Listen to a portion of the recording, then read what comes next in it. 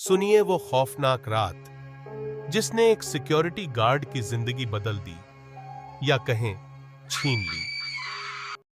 मुंबई ये शहर कभी नहीं सोता, लेकिन कुछ जगहें ऐसी हैं जहां रात होने के बाद सिर्फ सन्नाटा रहता है, और उस सन्नाटे के पीछे छुपे होते हैं अंधेरे राज।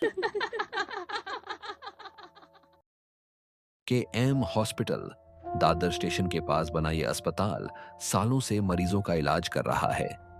लेकिन इसके एक हिस्से में, जहां दिन के उजाले में भी लोग कम ही जाते हैं, वहां रात के अंधेरे में रहना मौत को दावत देने जैसा है।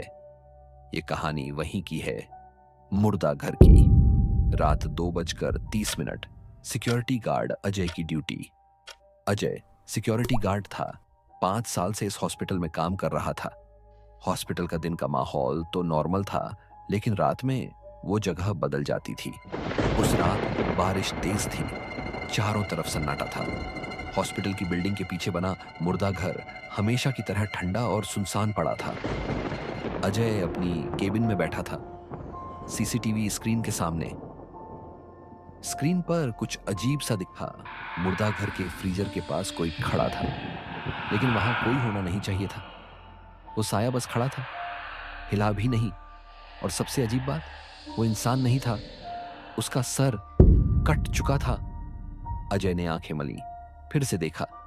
अब कैमरे में कुछ नहीं था, लेकिन तभी केबिन के बाहर से किसी के चलने की आवाज आई। उसका दिल जोरों से धड़कने लगा। उसने धीरे से खिड़की से झांका।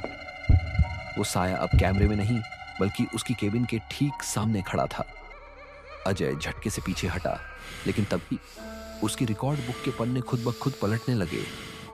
हवा नहीं चल रही थी, फिर वो पन्ने ऐसे कैसे हिल रहे थे? अजय का ध्यान बुक की ओर गया। उसके हाथ कांप रहे थे। उसने एक पुराना केस पढ़ा, केस नंबर 39।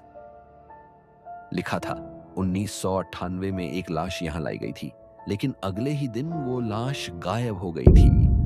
अजय का माथा ठनका। ये कैसे हो सकता है? लाशें खुद से कहां जाती हैं? लेकिन उससे भी डरावना था वो पेज जिस पर कोई ताजा खून लगा हुआ था। अजय की सांसें रुक गई। उसने झटके से पलट कर देखा। फ्रीजर के अंदर से किसी के नाखूनों से खुरचने की आवाज आ रही थी। डर के मारे अजय के हाथ पैर ठंडे पड़ गए, लेकिन उसे पता था कि वहां से भागना उसका अपमान होगा।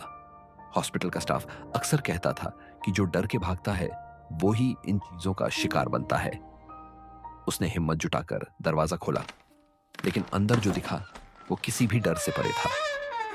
फ्रीजर के अंदर एक लाश रखी थी, लेकिन उसकी आंखें खुली हुई थी। और तभी वो लाश धीरे धीरे हिलसने लगी। अजय ने एक कदम पीछे लिया, लेकिन फिर फ्रीजर का दरवाजा एक झटके में खुद ब खुद बंद हो गया। और अगली सुबह अजय को उसी फ्रीजर के पास बेहोश पाया गया। क्या केम हॉस्पिटल का मुर्दा घर आज भी शापित है? इस घटना के बाद हॉस्पिटल का स्टाफ रात में मुर्दा घर के पास नहीं जाता। कई गार्ड वहां से रिजाइन कर चुके हैं, लेकिन अब भी कुछ लोग कहते हैं कि अगर रात के 3 बजे वहां कोई खड़ा हो तो उसे फ्रीजर के अंदर से किसी के नाखूनों की खुरचने की आवाज सुनाई देती है। ये तो बस शुरुआत थी, असली खौफ अब भी बाकी है। क्या आप तैयार हैं अगली कहानी के लिए?